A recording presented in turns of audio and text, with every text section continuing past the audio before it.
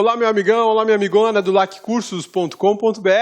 Eu sou o Rodrigo Belmonte e hoje a gente vai conversar, ou melhor, vai continuar conversando sobre a Lei 8.112, Direito Administrativo. A aula de hoje, a gente vai falar sobre provimentos praticados na Lei 8.112.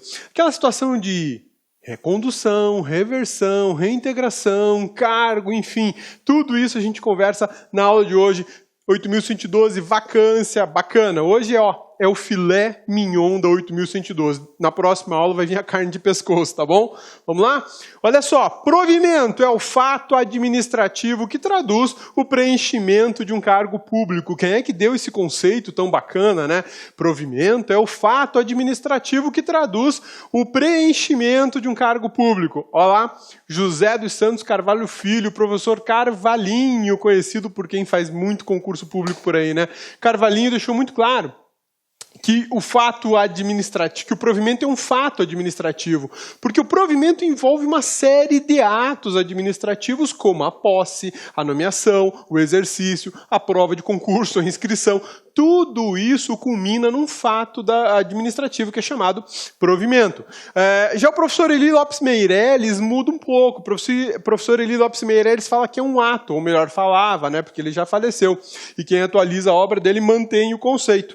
É o ato pelo qual se efetua o preenchimento do cargo público. Então, eu vou te chamar a atenção para duas situações interessantíssimas. A doutrina diverge sobre o provimento. Para uns, é um fato administrativo. Para outros, é um ato administrativo, né? Dar provimento é o ato pelo qual eu preencho um cargo público. Mas ambos chegam no mesmo ponto, ambos chegam na mesma, tem algo em comum, melhor dizendo. Ambos têm algo em comum. O que eles têm em comum? O fato de que vai se preencher o cargo público, exatamente esse cargo que você está de olho, que você está estudando. É assim mesmo. A gente estuda, se prepara, vem o concurso, passa. Aí você toma posse, ou melhor, aí você é nomeado, toma posse, entra em exercício e começa a ganhar, faz-me rir, né? Esse é o melhor de tudo. O que é isso tudo? Provimento. Você participou de um fato da administração que envolve diversos atos administrativos. Mas para o professor Eli Lopes Meireles, isso era apenas um ato administrativo, tá bom? Prover significa preencher aquilo que está vago. Isso aqui é um conceito do dicionário, digamos assim, né? O provimento pode ser originário ou derivado. Aqui, meu amigão, minha amigona lá, que por favor, o maior cuidado e carinho do mundo com essa classificação. Porque a gente sabe que existe o provimento originário e sabe que existe o provimento derivado. E ambos estão previstos na Lei 8.112, o Estatuto Jurídico do Servidor Público Civil da União. Belezinha? Sussa, tranquilos? Então vamos em frente que depois eu vou falar para vocês quais são os originários e quais são os derivados. Ou melhor, qual é o originário, porque tem um só, né? E o restante é tudo derivado.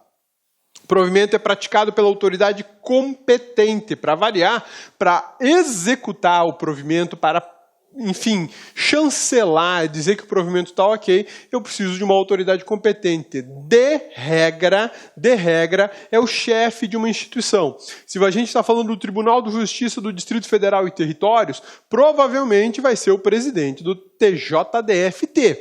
Pô, cabeça, mas o presidente do TJDFT vai ficar lá dando despachinho, assinando a nomeação de 1.000 servidores?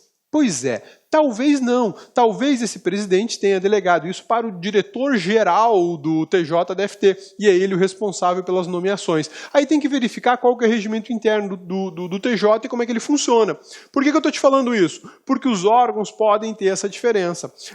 A responsabilidade de fechar esse conjunto de atos do provimento pode ser do chefe máximo da instituição, como pode ser de uma autoridade de direção ou de chefia. Aí vai depender da legislação que regula cada órgão público. Belezinha? Sussa, tranquilos? Para frente, então. O fato provimento realiza a investidura do cargo público pelos atos da nomeação, posse e exercício. Olha que bacana.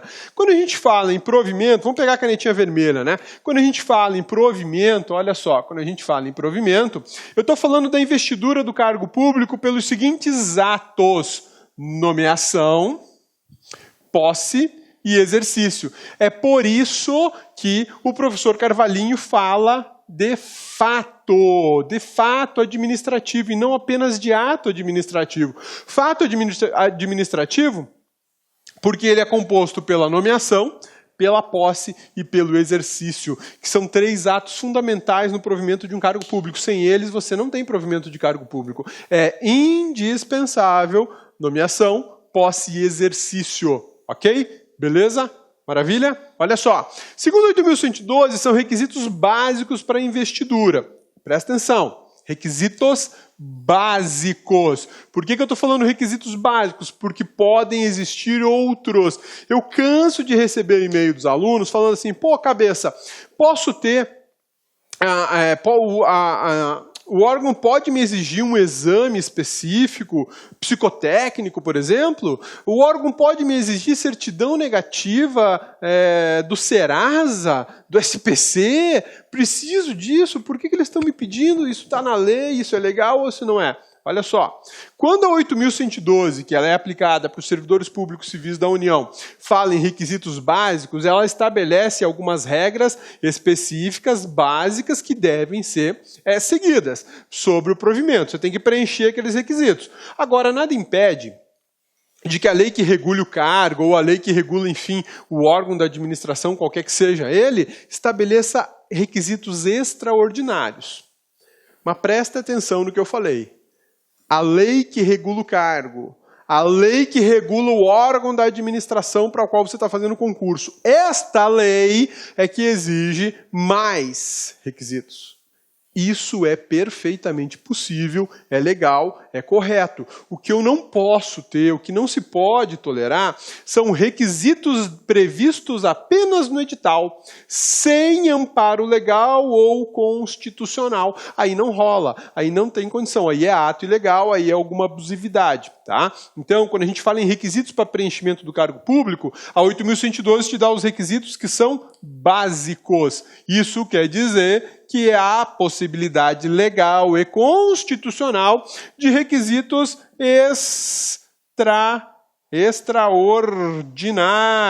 extraordinários, ou seja, previstos numa legislação qualquer extravagante, tá? Mas vamos analisar os da 8.112. Olha só, nacionalidade brasileira, fundamental, porque os cargos públicos da administração pública brasileira são destinados aos brasileiros no plural. E aí, meu amigão, você sabe por que eu estou falando brasileiros no plural? E aí, bonitona, lembrou por que eu falo brasileiros no plural? Cabeça, essa pergunta eu lembro, cabeça, mas agora fugiu da memória. Você não está estudando constitucional, hein? O que é, bonitona? Ai, cabeça, é o seguinte, brasileiros, do artigo 12 da Constituição da República, fala do brasileiro nato e do naturalizado. Gostosura, eu vi isso, hein? Bom demais, bom demais. Tá vendo, cabeçudo? Presta atenção, escuta o que ela falou. Brasileiros no plural, porque eu estou falando de brasileiro nato e do brasileiro naturalizado. Tá? Agora, e o estrangeiro? Aí vai na forma da lei. O estrangeiro é na forma da lei, tem que ter uma lei específica para o estrangeiro poder assumir um cargo público no Brasil. É possível, mas exige legislação específica, tá bom? Então, olha só, nacionalidade brasileira, gozo dos direitos políticos. Meu amigão, você não votou, você não quis votar, não justificou a razão de não ter participado da eleição e tá lá uma certidãozinha positiva da Justiça Eleitoral. Abraço, filho. Você vai perder seu cargo público, a não ser que você vá lá pagar aquela multa absurdamente cara que a Justiça Eleitoral impõe a todo cidadão, né? Coisa de R$4, se eu não me engano. Quitação com as obrigações militares e eleitorais. Opa, quitação das obrigações militares e eleitorais. Novamente, você volta aí para obrigações civis de caráter constitucional. Quando você está falando aqui dos direitos políticos, o cabeça já fez uma confusão. Vamos voltar. Os direitos políticos é quando você pode votar e ser votado. Tá? É quando você pode exercer o direito de ação popular, de referendo, de plebiscito e por aí vai. E direitos políticos, quando ele fala que gozo dos direitos políticos, é de forma geral. São todos os direitos políticos à disposição do cidadão. Agora, quando eu falo da quitação de obrigações militares e eleitorais, militares, para os homens, serviço militar obrigatório. E quando eu falo de eleitoral, aí sim é a votar, é ter participado das eleições, tá bom? Beleza? Sussa? Tranquilos? O nível de escolaridade exigido para o exercício do cargo. Se o cargo é nível médio, você tem que ter nível médio. Pelo menos. Se você tiver curso superior e fizer o concurso para o nível médio, tá tudo certo. Ah, mas o cargo é nível superior. Então tá bom, você vai ter que ter pelo menos o nível superior. Se você tiver nível médio, não adianta se fazer e passar, porque você não vai tomar posse, não vai rolar, tá? Se exigir, por exemplo, um curso específico, o cargo é para engenheiro civil da AGTOP, Agência de Transportes lá de Goiás, né? Agora o Cabeça mora em Goiás, o Cabeça vai parar de falar de Cuiabá, Mato Grosso. Não, não vou não. O Cabeça vai continuar falando da cidade do coração dele, Cuiabá. Abraço para os meus alunos aí de Cuiabá. Já estou morto de saudade de vocês. Olha só, então você vai fazer o concurso para engenheiro civil lá da AGTOP. Qual é o nível de escolaridade exigido? Engenharia civil. Não adianta você ser formado em arquitetura, em contabilidade, em direito, em engenharia mecânica. O cargo é para engenheiro civil. E aí, eu te chamo a atenção para mais uma coisa super importante. Quando o edital fala de escolaridade específica, e quando a 8.112 diz que você tem que suprir essa escolaridade específica, lembre-se de uma coisa. Existem concursos públicos com cargos públicos em nível superior que você... Olá, meus amigos! E aí, galera? Gostou da aula do professor? Quer continuar assistindo essa videoaula? Aliás, quer fazer o nosso curso super competitivo, completaço da Universidade Federal de Tocantins 2016? Então acesse nosso site, laconcurso.com.br. Esse curso completaço custa apenas 10 mensalidades de R$20. São 116 aulas e mais de 125 horas já disponíveis. E papo reto, aqui você tem um personal coach. Personal significa pessoal e coach significa treinador. Tá certo, galera? Então espero vocês. Pode acessar o site lá, baixar esse material aqui, inclusive, e fazer a sua matrícula, que você vai ficar muito contente com a nossa prestação de serviços, ok? Forte abraço! Tchau, tchau! Clique lá.